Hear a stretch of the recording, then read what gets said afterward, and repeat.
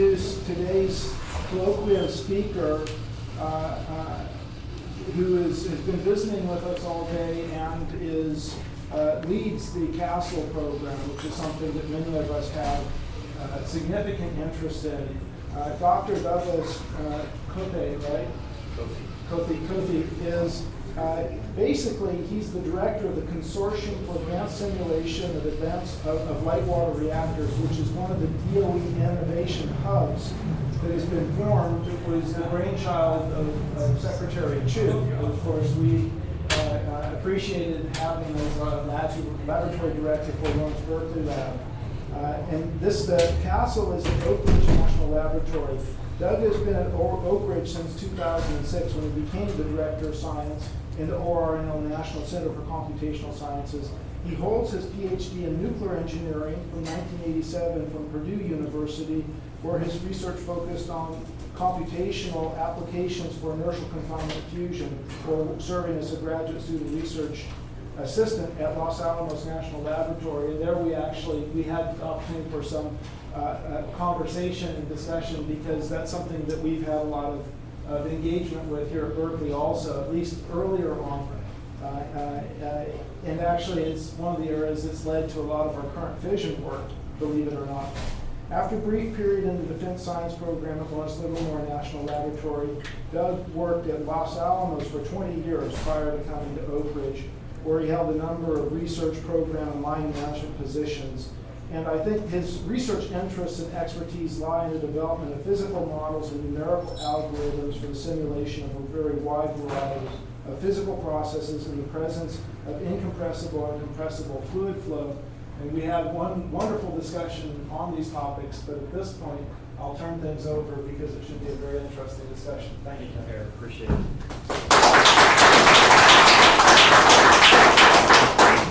Again, thanks to the Engineering Department for the invite. This is a beautiful place, and this time of year, it's great to be here. So I have about 120 slides. I'm going to be here till 6. Is that okay? When I was at Purdue, well, let me just see. Who here is a grad student? Okay. Who here is required? Who is required to be here? Wow. So when I was in grad school, we had a 1-hour credit, and we had to be there, and they took attendance. So when I went back to Purdue a few years ago, there's a whole bunch of people there, and everybody raised their hands. I understand you're probably very stressed about things that you should be stressed about, and I'm taking up your time. So I will try to finish on time. I opted to do something really a little dangerous here, and that's I want to try to go broad and deep, okay? I'm thinking I don't want to go too broad and high level because I want to pique somebody's interest. So I'm going to go fast and furious until and unless you interrupt me. So please do. My goal here is to get somebody interested in helping us and collaborating. I'm very interested in the students and professors. This is a hard problem, and really trying to get the word out where we are and where we need to go. That is Secretary Moniz, who visited us less than a year ago, looking at one of our data sets. So we've been pleased to get interest and engagement from the Department of Energy at lots of levels, but most importantly, industry. So today I want to give, and I am here admittedly speaking, pinch hitting, so to speak, from my boss, Alan Eisenhower. He's Associate Lab Director of Nuclear Science and Engineering at Oak Ridge National Lab. I report to Alan, and so I'm going to give you a little bit about Oak Ridge, just a few slides, mostly about CASL, and I have a feeling my own personal journey, which will probably not be that interesting, but we'll not have time to get into. So maybe afterward we can talk a little bit about how the heck I ended up here. Although I like Berkeley, I mean here in my career. So again, the Manhattan Project, most of you are familiar with, really was the genesis of nuclear energy, and ModSim has been the mainstay in this field since inception. But when I told a colleague in December 2005 I was going to Oak Ridge, I moved from Los Alamos, he goes, X10. And I said, well, what's X10? So this is how bad I am in history. But X10, Y12, and K25 are the 3 facilities for enrichment and processing. And if you haven't been to visit I don't think I have a picture of it, please do come to Oak Ridge sometime. The graphite pile is way cool. It's 24 feet high, and Still got the logbook there from when it went critical in November 1943, and you can get pretty much up close and personal. It's really very interesting. Also did reprocessing where they would push the cylindrical rods in, and it would actually push out the used rod, the spent rods down into just drop down into a big pool. Sat there for a while. So an interesting recycle method, but it worked. So again, the Clinton pile now, more typically known as a graphite pile, a historic monument in the reprocessing, all there. And there you see a little close-up of the reactor. So it's a really neat place to visit. So, does anybody know how many Department of Energy labs there are? 37. It's probably good to go high. 17 are a lot of DOE national labs. Okay, so Oak Ridge is one of the many DOE national labs. And as Paris stated, I'm in my 3rd national lab, so I'm making the tour, I guess. With that said, Oak Ridge has had a long-standing history and important legacy in nuclear engineering and nuclear design. 13 different experimental reactors, pioneer techniques in fuel processing, work closely with the Navy, working on the back end, had lots of outreach, and it is frankly, other national labs, Argonne, Idaho, our lead national lab, has a long-standing legacy in nuclear engineering. And having in my career spent a lot of time on simulating all kinds of phenomena, only the last 5 years, reactors. The Oak Ridge has had a long-standing, critical mass, so to speak, of workforce devoted to reactors, which is really impressive given that the field has been sort of up and down with regard to research funding. So Cornell's DOE's largest science and energy laboratory, and there you see some of the speeds and feeds. Relative to Los Alamos, which has about 12,000 staff, when I moved to Oak Ridge, it felt nice and small and comfy. I really like it. It's a great place to live in East Tennessee, and the budget is very healthy. We have a very a nice diversification of staff, lots of early career people, which is good to see, and also gray-haired folks like myself. The 4 main strengths of Oak Ridge are here, the signature strengths, and when Tom Mason, our director, talks, he always talks about these 4 things. There are other aspects that the lab focuses on. The Nuclear Science and Engineering Directorate is really responsible for nuclear science and technology. For me, spending all of my career in computational science and engineering in various ways, shapes, and forms, not surprisingly, I've sat in both organizations at the lab, and I'll actually show you kind of the way we're organized and where CASL sits. So the first 4, moving left to right, are essentially neutrons, computing, materials, and nuclear. But there's also a lot of work in biological, environmental, climate. There's a nice climate change center there now. That's really a vibrant, growing center. A lot of work on energy efficiency and advanced vehicle technologies, and also there's a fairly sizable security resource portfolio, DHS and DoD funded activities. So like all the national labs, fairly diverse, but each national lab has a core kind of set of competencies that I think stitch together nicely into the overall portfolio for the DOE national labs. Here is actually this organizational chart you can pull right off the web with the latest senior leadership team. I sit, CASL sits organizationally in the Nuclear Science and Engineering Directorate, and so laboratories, DOE labs are organized in directorates. Directorates are groups of divisions. Divisions are groups of groups, or collections of groups. A group at a lab is somewhat like a department, I guess is the way to think about it. Some larger, some smaller. So divisions may be like schools, okay? And directorates are groups of divisions. And so there you can see kind of our core competencies, computing, nuclear, actually, and this is kind of, this is the 5th and 6th that I mentioned, security and energy environmental sciences. Actually, material sciences I mentioned before sit here in the neutron sciences, the spallation neutron source as an example sits there. So you may or may not know some of the names, but the point is has been a fairly stable institute for many, many years. So now moving on to the way the Nuclear Science and Engineering Directorate is organized. There are a number of divisions, and we have some key programs, our isotope program and enrichment program that really sit underneath Alan. I've always been a strange bird. I'm a little bit discolored here, and I'll explain why. CASL is really a program office at Oak Ridge National Lab. So functionally, we're a division, but we act like a program office in that I only have a few people that sit in my organization, and I fund, we send money out to a number of institutions, but we also rely heavily on John Wagner's division, Reactor and Nuclear Systems. And I believe Jess Jean was here last fall.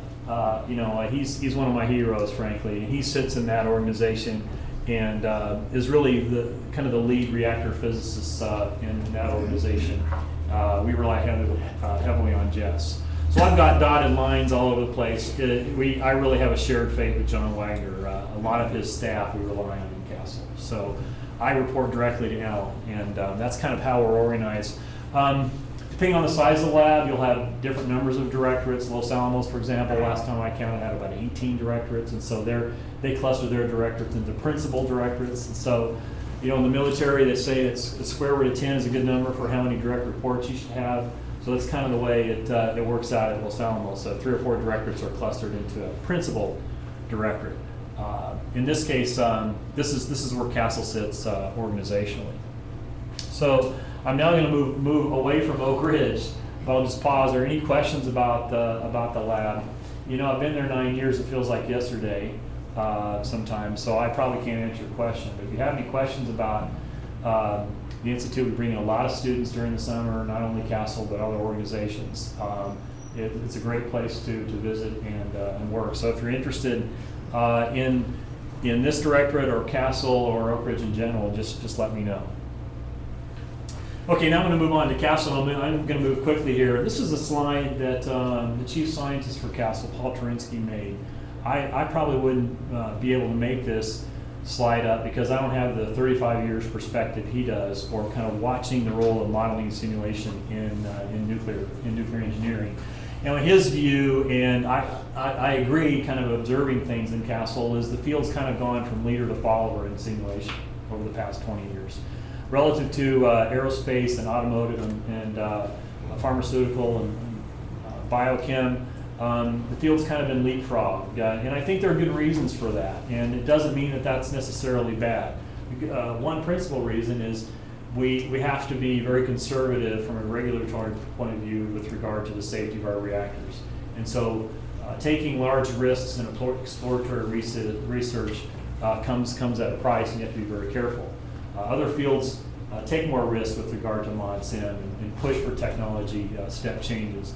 And as Paul has said, he reminisces the days of Westinghouse about 20 years ago, actually more than that, when the first CRAs or CDC systems that rolled off went to Westinghouse. Okay, and it's a little dangerous to say that if I have the biggest computer, I'm the best computer analyst, but certainly the big tools attract the best and the brightest, and generally sit near missions that need those systems. And so this is just Paul's view on things, and I do believe that industry codes again. That's one of the goals of CASL is to work closely with industry to help to understand what they're trying to simulate, understand their baselines with regard to their methods and models. To not disrupt their workflow, but to augment their workflow and improve it with better technology. And that isn't a one-size-fits-all, here, swallow a whole new tool.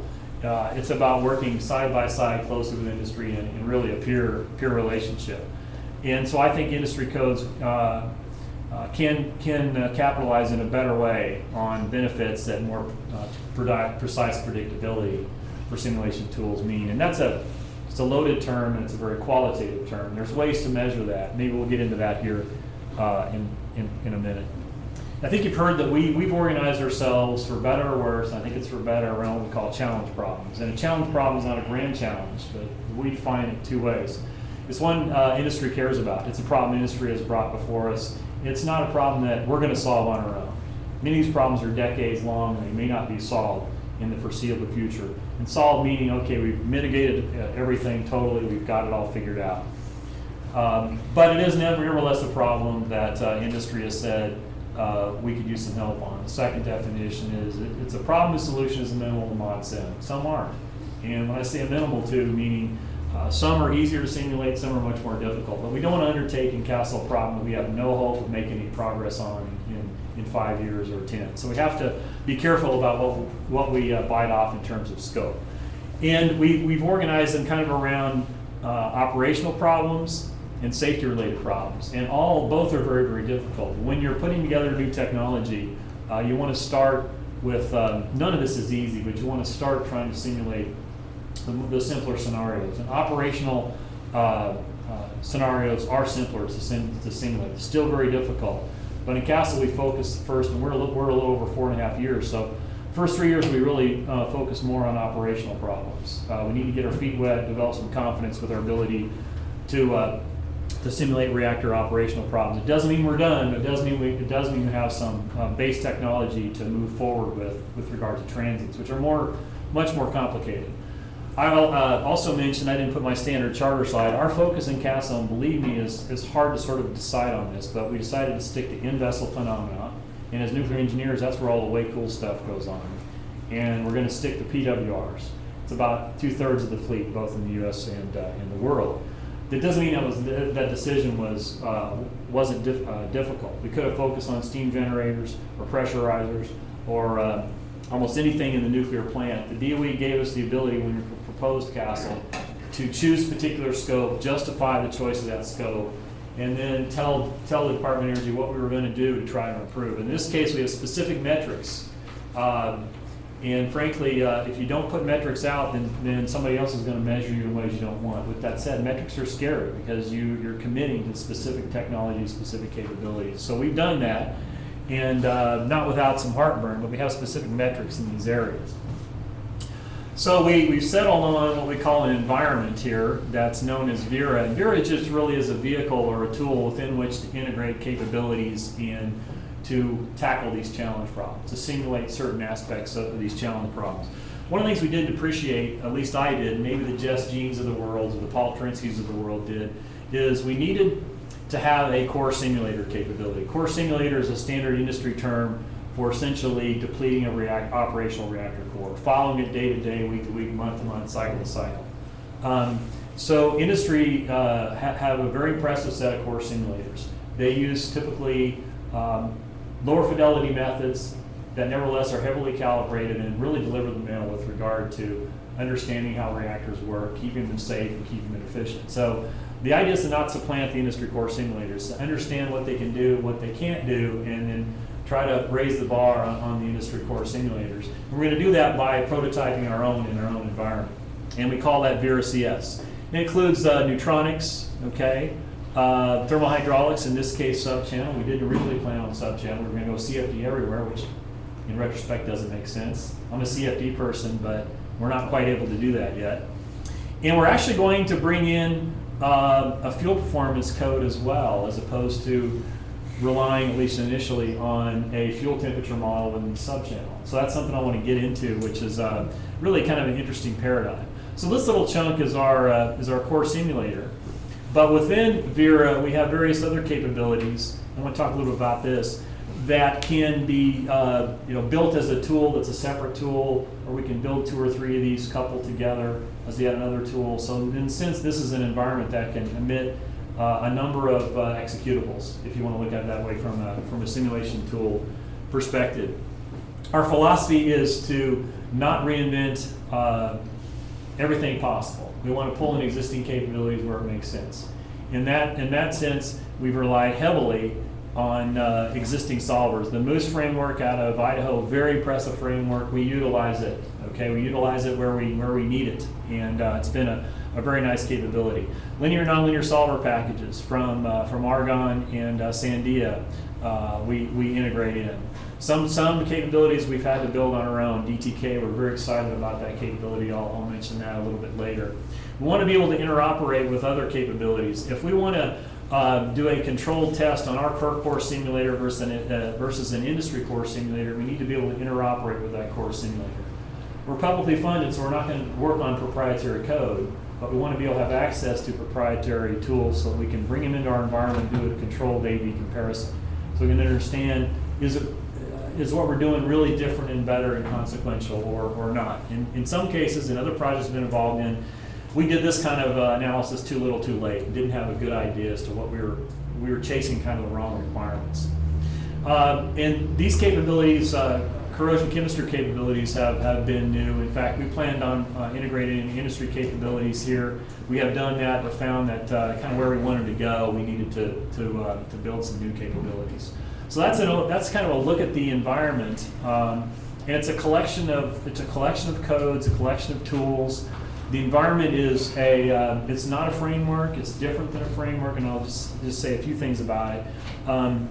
We do not we do not own the data for the codes. We allow the code. The codes are, in many cases, we're bringing in legacy codes with their own meshes and their own data structures and whatnot. So we're fairly agnostic with regard to the codes. We want to be able to facilitate them talking to other codes for the case of multiphysics. We want to be able to develop on the codes where it makes sense, and in some cases we actually roll our own or build from scratch. But to the extent possible, we leverage other capabilities. At the start of CASL, by last count, we probably had 450 man-years of previously funded technology that we brought in. Meaning 15, 20 years ago, doing this sort of thing, we wouldn't have had capabilities to start from. It would have taken probably 2 decades and 10 times the money to get here. But we really chose to start with a lot of existing technology. And that brings its own set of challenges as well. Just to give an example, we've continued to add stuff. And so we aren't in the business of collecting codes, but early on, we didn't quite know which capability looked better to kind of start from. And so on the CFD side, for example, it took us a couple of years to sort of settle down and make a choice. And all choices have weaknesses associated with them. There's no perfect choice. But we built out the Vera capability over the years, okay, and have what I would call a fairly mature infrastructure. So infrastructure is sort of a computer science term for all that other stuff beside the physics that ends up being a black hole for time and money. Okay, you want to have an automated testing infrastructure, an automated build system. You want to be able to, you're going to have to bring in lots of third-party libraries and lots of other software packages. So it can be pretty complicated pretty quick. And so it takes a pretty careful set of design experience and implementation to pull it off. And we've heavily leveraged efforts in software engineering and computational computer science and other programs and projects. So, some of the things we've done were, I think, new, for example, Tribits, which is an open source package. For the most part, we've integrated in other capabilities and leveraged them. And if you're interested in this, we can get into more detail. But basically, if you don't have the sort of infrastructure in place, when you're doing active development for 40, 50 people working on the code base, you're going to lose control pretty quick. Years ago, one of my program managers at the DOE said, "Well, how do you know? How do you measure your confidence level with the simulation tool?" And frankly, it's gut feel and your knowledge of the physics and science. But in probably the only metric I can think of is tests. Okay, so we do test the code base extensively. 2,000 tests is probably a factor of 10 to not enough. Okay, I probably need 10 times that. But those sorts of things, it's important to test, and we do all kinds of testing. This is probably comes as no surprise. You need to be able to do that to develop confidence that you're carefully assessing and regularly assessing what you have. So the challenge problems that we've been working on, and again, in the interest of time, I'm not going to get into all the details, but let me just say that this was not kind of an overall plan with regard to the products and what we're going to do with the products that we had in place in the beginning with CASL. But at the center of all this sits our core simulator, and Impact is a pin-resolved MOC capability I'll hit on here briefly. Cobra TF is the choice we've made for a sub-channel code out of Penn State. And if you want to bring in a separate fuel performance capability, Bison CASL, which is sort of the CASL modified version of Bison, comes out of Idaho. Okay, that can be an option. You can rely on the fuel temperature capability within Cobra. The point is the core simulator are 3 codes that are running in coupled fashion. So the idea the metric we laid out for us is we want to pin resolve all rods in the core in principle. So we want to deplete all rods in the core. May not need to. It'd be nice to take shortcuts and cheat and not do that, but we want to have the capability to resolve all pins in the core if we need to.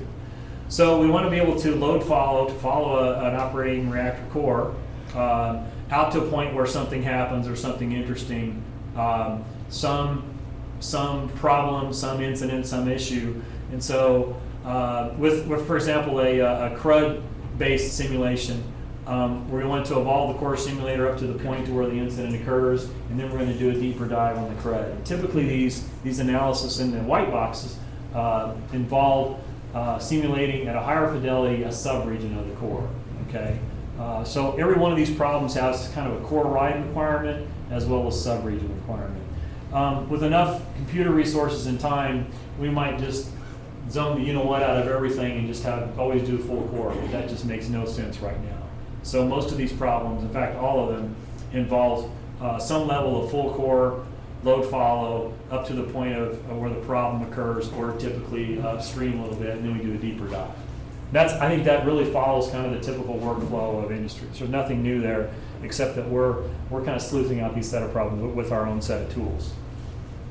So I think I'm going to pass over how we're organized, except I will say that Jess Jean, who came here last fall, really heads our physics integration group. That's really one of the key focus areas. Our technical work is organized in 5 focus areas, and I decided to put this detailed chart in with the names because maybe you recognize people. Institutional affiliations aren't there on purpose. We're kind of all CASL, okay. But if you're interested in kind of who's doing what from where, I'd be happy to get into more detail. But I thought I'd just include this for those who are interested in who we've brought on board. And again, well, actually, let me say something about our challenge problems. It wasn't until about a year and a half into CASL we realized we don't have somebody in CASL that's sort of living, breathing, thinking about the CRUD problem. And as we're developing our capabilities, as an example, who spent their career thinking about this problem and is going to really assess our tools and see if they're worth a darn in the CRUD space. I'm using that as an example. Well, that's Jeff Secker at Westinghouse, who spent his career thinking about this issue and knows it intimately and knows what the tools can and can't do. So since these product integrators are helping assess what we're doing, they're also helping to plan what we should do next and set requirements for what we should do next. We've kind of stolen this term from the DoD. This is a standard term of the DoD where you have product integrators. So CASL is a capability-based endeavor, but we want products that kind of cross-cut the capabilities. These product integrators look across all of our focus areas and make sure that things are hanging together for the product that they want. It wasn't until these guys and gals got in place where we finally kind of started to get our act together with regard to staying on the straight and narrow in terms of focusing on the products. These R&D objectives are very, very aggressive. I'm not going to say we're going to get to by the end of phase 2, and right now we're waiting an approval announcement or not from the DOE. So we're a little over 4.5 years. Okay, the award was for 5 years, so we're hoping for another 5. We are executing now as if we're going to have another 5 over, but that remains to be seen. So I will say that these objectives are really kind of looking at the next 3 or 4 years. In some cases we're there, in some cases we're not. Do you have plans to also validate against experimental data in these areas? And if so, is there archival data, or is there more work now that needs to be done? It's a very good question. That's been a subject of a lot of discussion over the past year. So in every area we are validating, but to me, validation is a journey, not a destination. Okay, you're never there. And in our case, a lot of the really key useful data is proprietary, we don't have access to. So in each one of these challenge problem areas, we've defined a set of essentially what I'll call a set of validation data in a perfect world we would need, okay?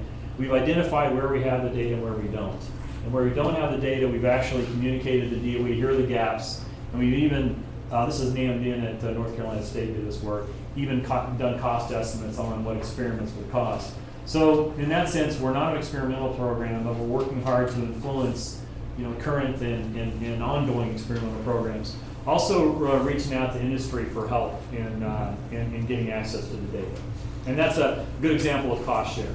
In many cases, we're not going to be able to see the data, but we can hand them the mod-sim technology, and they can do the validation tests and then tell us how that went. Okay. We do have for each area, if you're interested, validation plans and lists of validation tests we've done.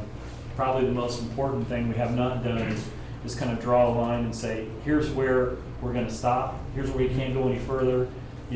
Industry vendor A or utility B, is this enough for you to be interested and take it further? So just where is that handoff? And it varies from problem to problem. We found it very interesting when Jess was giving his talk and discussing the validation that was done for the Watts Bar startup testing, because we're looking at, for advanced salt-cooled high-temperature reactors, what are the tests that you would use starting up the test reactor, and looking at the validation strategies that have been used in CASL, we've found is a very good starting place. Well, we're trying. All I can say, probably from my perspective, being a multi-phase CFD person, there's a lot of gaps there. Mm-hmm. Okay, experimental techniques have really come a long way, so there's hope. A lot of these experiments can be done benchtop in universities. Yeah. Field performance is also another really challenging area with regard to validation. Could you get any data from naval reactors? I can't speak for them. In principle, I guess you can. I will say that we've met with them in the last 2 months, and we are having a lot more discussions. At this point, we're doing benchmark calculations. Because they're different than commercial power reactors, but they're still a PWR. Correct. That's certainly a potential area. I'm not optimistic, but I mean that's a good point. We have had some very nice interactions with BMPC, Bechtel Marine Propulsion Company. Is the marriage of Bettis and Capital, and so there's been some promising discussions there. So again, I'm borrowing some slides from my chief scientist, Paul Terinsky, and so at a high level, what are we going to try to do with regard to better predictivity? And I don't know if you're familiar with the PCMM model that comes out of Sandia National Lab, Predictive Capability and Maturity Model. It's a nice framework for how to sort of measure and quantify the predictive abilities of a simulation code. And there's sort of 7 dimensions. And one is geometric fidelity, another is solution verification, code verification, validation, software quality, etc. So these kind of fall some into that area. Certainly in the transport side, and again, transport is not my area, but I'll just point this out. There is a lot of dimensions for the linear Boltzmann equation that one could, in principle, explore more. Okay, I'm not saying that you're going to get large return there, but that's an example. Phase space resolution, being able to resolve more of phase space. That's kind of an obvious one. So in terms of, I'm going to hit each area real quickly and then start showing you some examples. So on the fluid side, we've embraced a CFD code called HYDRA-TH that comes out of Los Alamos. So Mark Kristen leads that effort at Los Alamos. He's one of the best CFD people, in my opinion, around. A very seasoned veteran, so to speak, written a number of codes, both in the commercial side and research side. His partner in crime, so to speak, is Emilio Baglietto, who's the closure guy, okay, at MIT. So we got Emilio really knows reactors and kind of knows the multi-phase physics. Mark knows how to put codes together. It's a nice team. It's an area where we'd love to have more collaboration. It's a really, really hard area. So again, what we've adopted is subchannels going to still carry the mail with regard to full core simulation. Okay, just don't have enough compute time and memory and power to run full CFD everywhere. Explore multi-phase CFD and CFD for subregions, sub-assemblies, assemblies. Within the next decade, thinking about more than one assembly, maybe even a quarter core, I think is possible. Just to kind of take you back a little bit, I'm going to take myself back. In 1997, the first teraflop system fielded in the DOE was $47 million. Okay, about 15 or a little more than 15 years later, you can get that for $50K now at HP online. Okay, one fortunate, and it's not really rigorous to say that CASL is just going to ride this curve and we're all good. Okay, we're always going to have to make approximations and figure out how to, and that's the fun stuff, is figure out how to model physics that you can't resolve. But I do believe that you know, within the next decade, the kinds of capabilities at your disposal are going to allow you to get rid of some simplifying assumptions. This guy's a gigaflop, and it's a 5, it's not a 6. So, you know, the first cray I worked on was 100 megaflops, was 1/10 of this. So, you people are really lucky, okay? The point is CFD and multi-phase CFD, we need to be ready. And so we actually do utilize commercial capabilities. There's some really impressive capabilities. STAR is the one we use most. We use it for a lot of benchmarking and a lot of model development. It has a really crucial role. We actually talk a lot with the CD-ADAPCO folks.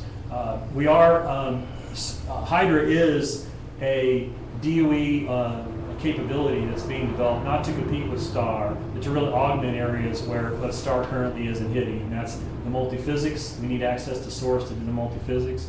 And we need to be able to scale up to large core counts on the computers and use evolving HPC architectures. For us, success could be that STAR or CD-ADAPCO says, hey, we have a new CASL model in our next release, okay? We want to push our technology out broadly and see it available in commercial codes, not supplant commercial codes, because we're not a commercial code shop, okay? Radiation transport, impact pin resolved MOC capability in in silico, which is really not the horse you're going to ride moving forward. It's a pin homogenized structure mesh capability. You know, nice combinations, but it's hard to deplete in the pin homogenized capability. It's a great research problem. If you guys can figure out how to do that, I still think having a homogenized structured mesh SN capability is nice to have to be quick on your feet with crazy geometries. And for the transport people out here, maybe I'm wrong, but we're really focusing all on the impact right now, and very specifically on PWRs and BWRs. For more complicated geometries, we'll have to make changes to the MOC capability, and that takes time. So I think having a pin homogenized capability in your back pocket makes a lot of sense long term. So again, we're going to do core ride multi-group MOC, and it's not 3D MOC, it's 2D, 1D, and there are lots of interesting research there, how to stitch together all the 2D planes, whether you use SPN or diffusion, and lots of research there when you have rod tips and all kinds of crazy flux gradients. Again, I talked about SN, Monte Carlo. You know, we do have a Monte Carlo capability in CASL. It's known as Shift, Tom Evans' team at Oak Ridge, that continues to sort of raise our eyebrows with regard to what we can do with it. We can drive all these transport codes with the same input. That's nice to be able to set up a reactor core and say, you know, let me try this or that. So it gives us a good feel for pros and cons of these capabilities. But current practice is really, as you can see in industry, it's 2D MOC, lots of lattice calculations that are folded into typically 2-group diffusion for full core. Okay, and so that's kind of the standard practice. Current practice with fuel performance is 2D RZ, 2D R theta. You know, just cut the fuel rod up in various slices and look at various instances as opposed to full 3D. 3D doesn't mean you're going to be better. I mean, it creates lots of other problems too. But you hopefully will be able to model in a better way, faithful way, the 3-dimensional shrinkage and contraction and expansion of the pellets, and be able to get at least the cladding deformation a little more faithful. CRUD chemistry. This has been a new development for CASL. It's really surface and corrosion chemistry. In general, it could be very much a corrosion capability. It doesn't have to just be for CRUD, because CRUD is kind of a type of involves corrosion physics. And you know, multi-physics, we're really looking at how to couple things more intimately, where we can cheat, so to speak, and get away with single physics or loosely coupled. We'll do it. Okay, we want to understand what are the gains in doing fully coupled versus not, and have an environment that can kind of support from loose to tight coupling. You know, I guess I'll get to that if time permits. So a little about the coupled capability, and Jess Jean talked about this, but this is one example with our core simulator. In this case, just sort of classical core simulator coupling, thermal hydraulics with neutronics. In this case, I include both the pin homogenized and pin resolve. And a key capability here is DTK, the data transfer kit. And this is needed when you're running codes that have different meshes that are meshing up the same geometry in different ways. They may be overlapping, totally in volume, overlapping in the surface. And you need to be able to pass back and forth, essentially the boundary conditions for each one of these guys. And so, actually I'll say something about I think Jess mentioned this before. I'm going to pass over this. Suffice to say that our industry partners came back and said, if you want a core simulator, you got to be able to do all this, okay? And you got to be able to follow a reactor through cycles. And we are, actually, this is an older slide. This is fiscal year 15. We are currently testing out what we call benchmark regression problem number 10. So this doesn't mean our core simulator is done, but it can do kind of a minimal set of problems that industry cares about. In essence, load follow a reactor through multiple cycles. And that's a lot of bookkeeping too, because as fuel assemblies shift around, you have to be able to handle that with your data structure. So there's a lot of bookkeeping underneath the covers with regard to handling the refueling. This is sort of a side-by-side on industry practice versus what we're trying to do. Obviously, just reproducing what industry does and putting modern software on it and icing and stuff makes no sense. We want to say, okay, where does it make sense to push the technology, either in fidelity, algorithm fidelity or model fidelity or both. And here what we've said is we're going to, where we possibly can, explicitly compute power, as an example, pin by pin. We're not going to go all out and do thousands of energy groups. We think 25 or 50 would be interesting. And we've done a lot of simulations with kind of order 50, but even some with 250. And that's still an ongoing area, is getting that group and subgroup cross sections right. We're still going to stick with subchannel, although we're going to allow cross-flow. We're going to do a subchannel simulation 4 per rod. Okay, we're going to allow transverse flow. We're not going to do just 1D HEM or 1D assembly average. Okay, so you can see the other examples here. So this kind of strange number, 300,000 cores. Well, it was the size of the Titan system at the time. The idea is we want our core simulator, when appropriate, to be able to exploit the largest system in the world. And so what that means is for every capability, whether it's thermal hydraulics or transport, you have to have kind of a high-end version that scales up, and then a fast-running industry version that'll run on a moderate platform. The 1,000 number here is, again, a little bit arbitrary, but in talking to industry, we sat down with a number of utilities and vendors, and they've said, this is our current system, this is what we can afford. And in many cases, it was under $1 million, maybe a few $100,000 worth of hardware. So we mapped that high-end price to as far as we can go. At the time, it was 1,000 cores. Now it's a couple times that. But it's sort of a typical engineering cluster. So that's our target platform for our lower fidelity methods. And the target for the core simulator, we want to be able to compute one cycle, which is 18 months, kind of overnight. Okay. So a typical state point might be every week or two. So that's sort of 20 to 30 state points overnight is the goal. Obviously, I think the industry partners we work with would like it in an hour, but I think they're going to be willing to stomach 8 to 10 hours. So that sort of sets our target. In terms of coupling, I mentioned data transfer kit. This is a nice open source package that really maps one mesh to the other in parallel. It really has a lot of general capabilities I think are useful for a lot of other tools. For example, there's some colleagues at Oak Ridge that are building a battery simulator for battery transport and battery behavior in accident scenarios, and they're using DTK. We have lots of research going on with how to couple things together. We have coupling methods research, and I really want to highlight this because this is an area where I think we're just scratching the surface, and we want to understand what we need to do and to get a better answer that's worth it, that's still a robust and efficient solution. So here's an example of bringing 3 capabilities together, okay? And so we've done tests for these 3 capabilities so it's 3 codes that are coupled together, okay, for multiple assemblies. So in the example we've done is 5 assemblies, so at 300 rods or so in assembly, that's sort of 1,500 rods, okay? Each rod has a separate instance of Bison Castle modeling the rod. Each subchannel has a separate instance of Cobra, okay? And then the entire 5 assembly set, and we've actually done more than this, but the example I have is 5 assembly, is also modeled with Impact. So when you run this thing in parallel, you've got Impact running on a few thousand cores, computing the power, the neutronics on the 5 assemblies.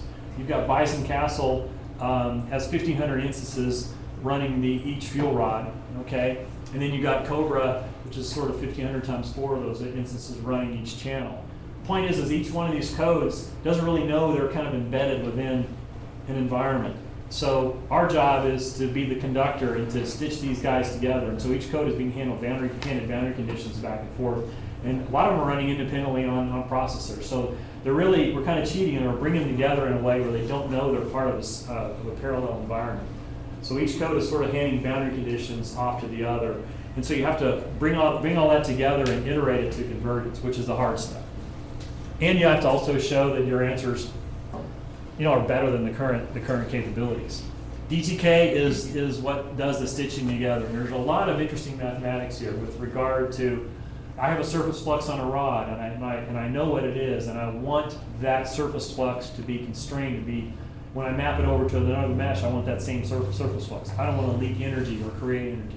So there's volume and surface constraints required in mapping. Lots of interesting B-splines and weighted least squares. Stuart Slattery from Wisconsin, now at Oak Ridge, has done some very nice work there. Here's an example of just one single assembly with 3 codes. And these are sort of pretty pictures, or at least I think so. Power distribution, cladding temperature distribution. You can kind of see the definition of the grids, okay?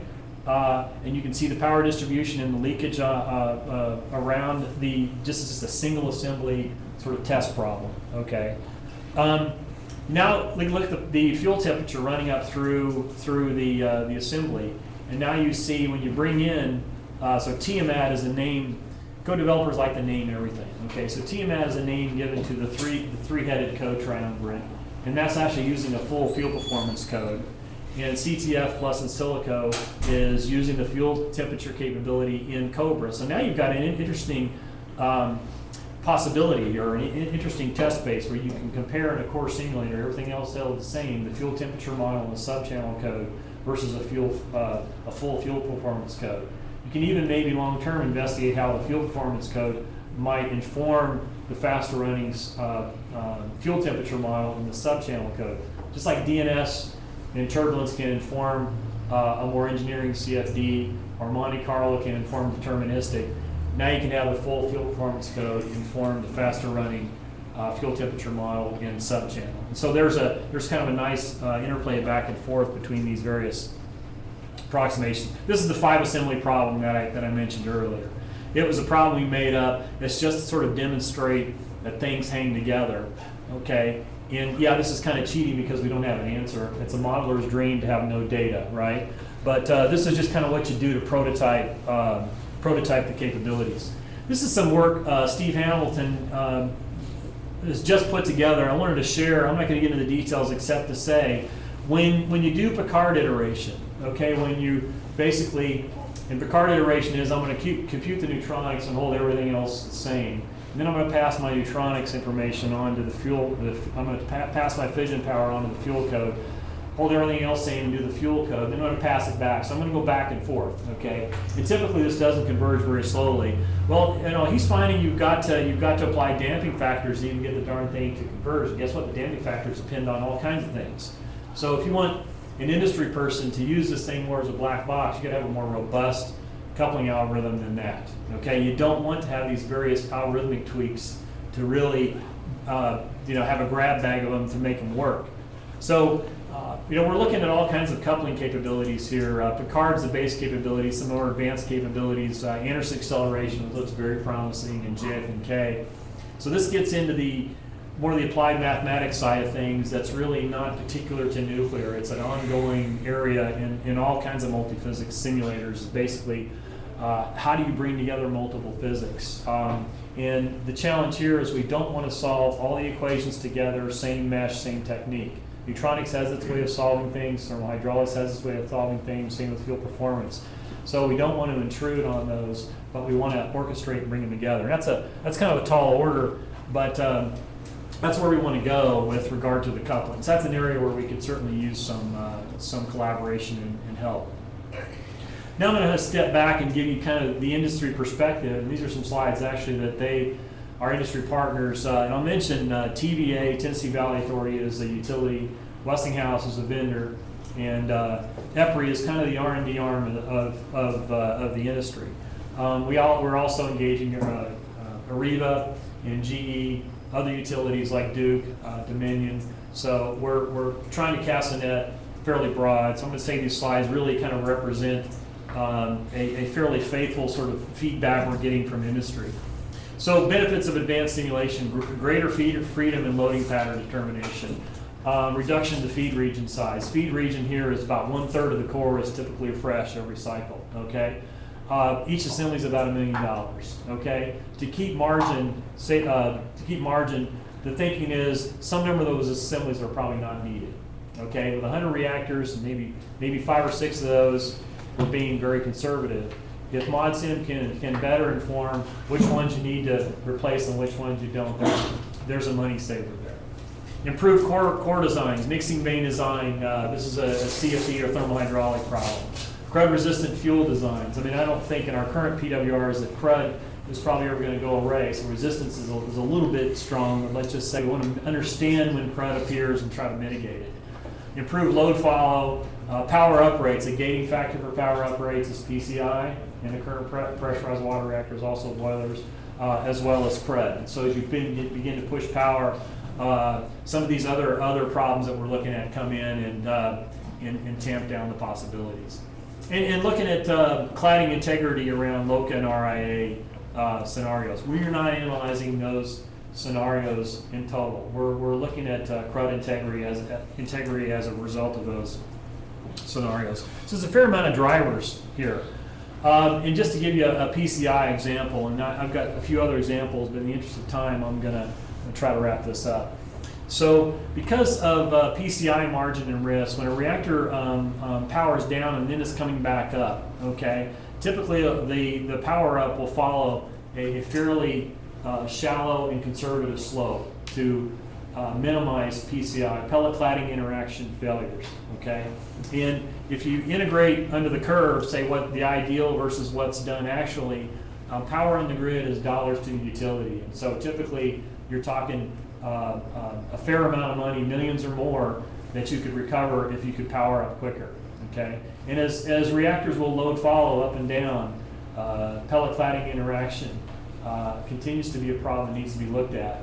So this is an area that's really, I think, a poster child for more integrated R&D. And ModSim isn't just the answer, but it's part of the answer.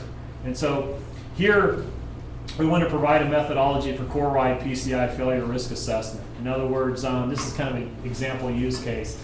So we'll load follow a reactor with our full core simulator capability up to maybe a power maneuver, okay? And then we're going to, with our field performance code, with all the rods in the core, now we're following, so 51,000 rods in the core. In principle, we'll follow all 51,000, each with a separate field performance model. That field performance model will give us three-dimensional or at least 2D RZ stress relationships. So we can look at it and say, all right, this particular rod in the core, the stress level is this high. We're not going to necessarily compute the cladding failure, but we're going to compute up to the onset of failure and compute areas where there's more higher probability of failure. So we're going to be able to better inform a utility or a vendor, these rods in this assembly are going to look to be more susceptible. Instead of, entire regions of the core, we ought to be able to zero down and say, all these rods are okay, these are not. So this is a driver for more flexible operations. PCI is kind of a gating factor. And we do believe that with the higher fidelity, neutronics, thermal hydraulics, and fuel performance capabilities integrated together, that we're going to be able to get at this problem in a way that gives us higher confidence results. All right, I think I need to quit here. Let's see. Get out and kind of go to the end because in the interest of time.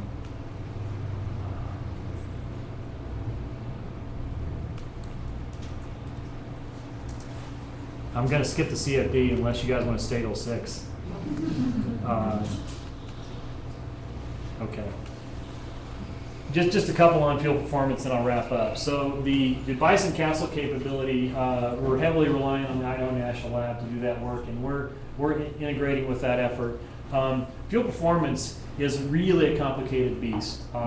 Very, lots of uncertainties and lots of challenges with regard to the models. Fission gas release is probably one of the tougher ones. But see, so this effort is a sizable effort in and of itself.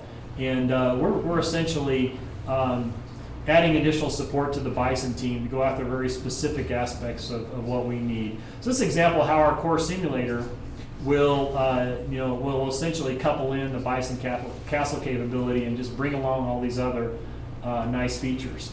So in CASL we've actually been doing more work in fission gas release, but spending a lot of time on cladding deformation. Okay. In particular, larger scale deformations, so we can kind of compute up to the onset of failure. And these are various code names that are associated with. And see, this is the kind of thing that we want to be able to do, which is to model pellet by pellet, if we have the compute resources. Certainly, three-dimensional pellet by pellet. To ideally be able to model the crack initiation and growth. That's a really hard problem. And so what's more likely is for us to be able to model up to the onset of crack initiation and growth and be able to predict probabilities of crack initiation and growth as opposed to computing all through the crack initiation. The key aspect here is being able to pick up the texture and the anisotropic features of the cladding, which are really part of the manufacturing process. So the grain structures and the texture really influences, and by design, how the cladding deforms both radially and axially. And those are very proprietary, very tuned manufacturing processes that, say, Westinghouse uses to get it right. So we have to be able to model essentially how that texture is manufactured into the cladding to be able to predict how it responds. All right, so I'm gonna wrap up here in that we are in year 5, and we've got a living, breathing core simulator. We still have work to do. We are bringing it to maturation and beginning to push the technology out and to validate what we can. We are interested in making pieces or parts of the whole environment itself available to places like Berkeley. We've written up a whole lot of stuff, and if you go to our website, you should see if I can find it. There we go. CASL.gov. There's a publications page. We're trying to put in most of our material is in technical reports, so sort of pre-publication reports for public dissemination. We're trying to get a lot of reports out there for everybody to pick up, take a look, give us feedback on what we're doing, and in particular what we need to be doing different or better, because we certainly can always use more help in collaborators. So with that said, I will. It's after 5, so I better stop. So thanks everybody for your time.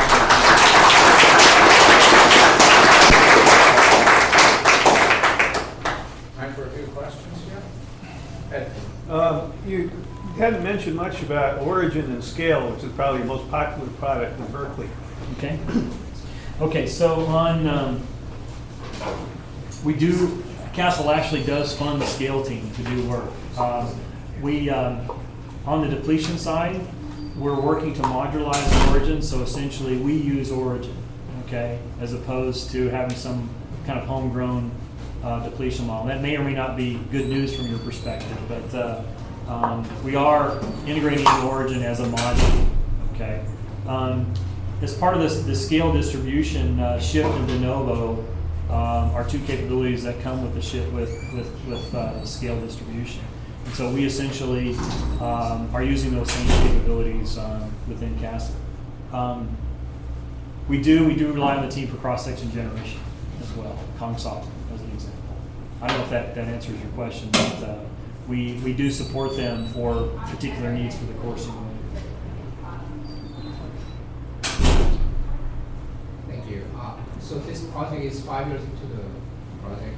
Then you had an initial vision for modeling and simulation and designing everything using these tools. So where do you think this project stands compared to your original vision?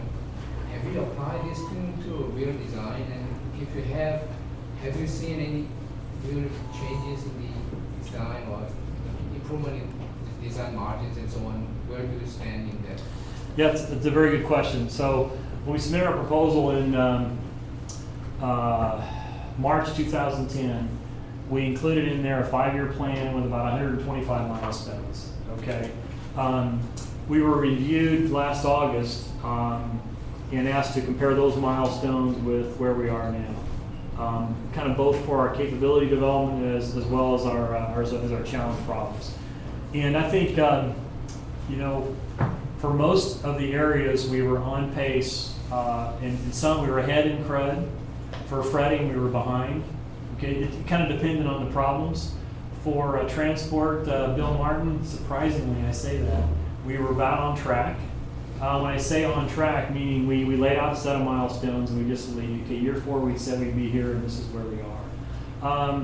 On CFD, we're probably 6 to 9 months behind.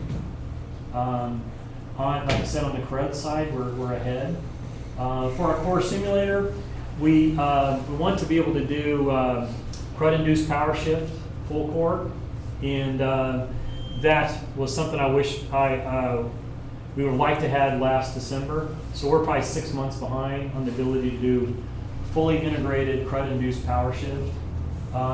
So in terms of milestones, and this is the way we choose to manage, and that can be dangerous because if you have the wrong milestones, it's a death march. You're doing the wrong thing. So you need to be agile. You need to be able to say, well, this was a dumb milestone. Okay, I'm not going to do that. But you also need to have some plan that everybody's aware of and follows. So I think in terms of our milestones, our high-level milestones, which are what we call level 1 and level 2, we hit at about an 85% level. For our level 3 milestones, which are the individual PI or project level milestones, probably 70%.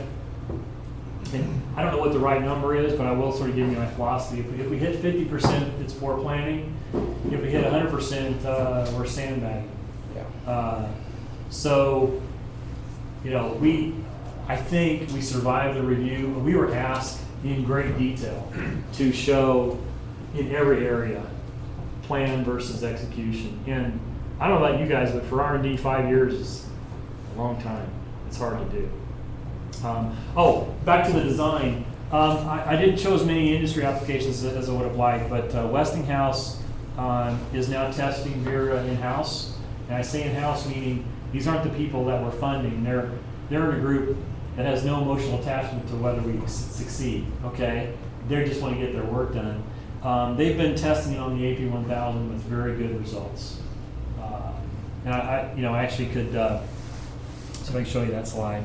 They've also tested the core simulator on some other reactors that the Crisco reactor in Slovenia. It's a 16 by 16 CE design with good results as well. And these are operational reactor data, which aren't really that detailed data. So rod worth and reactivity, so more integral quantities, admittedly. Let's see if I can show you the AP1000 results, which I really should have gotten to. We have been, we are engaged in discussion with other utilities to get access to operational data or have them compare against operational data. There's certainly a lot more work that we need to do there. Let me see if I can find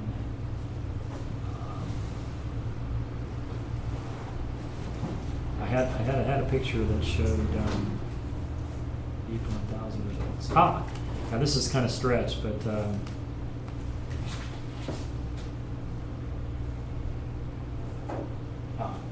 really poor. It's stretched. This is current tools versus Monte Carlo, and this is Vera, our tool, against Monte Carlo. So you see the diffs are qualitative, but red and blue are higher differences than the other color. The dangerous supposition here is that, you know, a highly resolved, if you will, Monte Carlo simulation is the right answer. Okay, this is like a 3 trillion particle shift run on Titan. Okay, and there you see the rod worths, our tool versus in-house. So my expectation with a vendor like Westinghouse is that they will integrate in pieces and parts of the technology as it fits their workflow. So this is still sort of early returns, but it's we've shared this with other industry folks, and it's encouraging enough that we're working to develop non-commercial and commercial licenses of the software so we can get it out there. And if we're allowed to operate in a phase 2, a second 5 years, all of them we want to get it out there early enough so we get feedback while we're still in a development phase, so we can maybe fix or change what isn't working.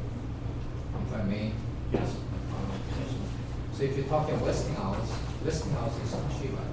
So if you develop this as DOE funding, helping Toshiba, is that something of interest to U.S. government? Is this something that becoming international? What do you think about that? Well, these are policy questions I'm not going to answer. I'll say the following. We make sure that that we comply with U.S. export control laws with whatever we release, okay? And so in this case, we complied. We are publicly funded with regard to availability of the technology internationally. Beyond export control laws, we'll defer to DOE for guidance. So right now we follow export control laws, but with regard to policy of interactions internationally, we defer to DOE. I can tell you that we're very interested in international collaboration, especially on the validation side. There's a lot of good data overseas, and we're interested in access to the data. And there's a lot of talent international. This is not it's an international community, so it's going to help us to collaborate internationally. But that question, this is not something I can answer. Somebody else in DOE is going to have to do that. Let's thank our speaker again.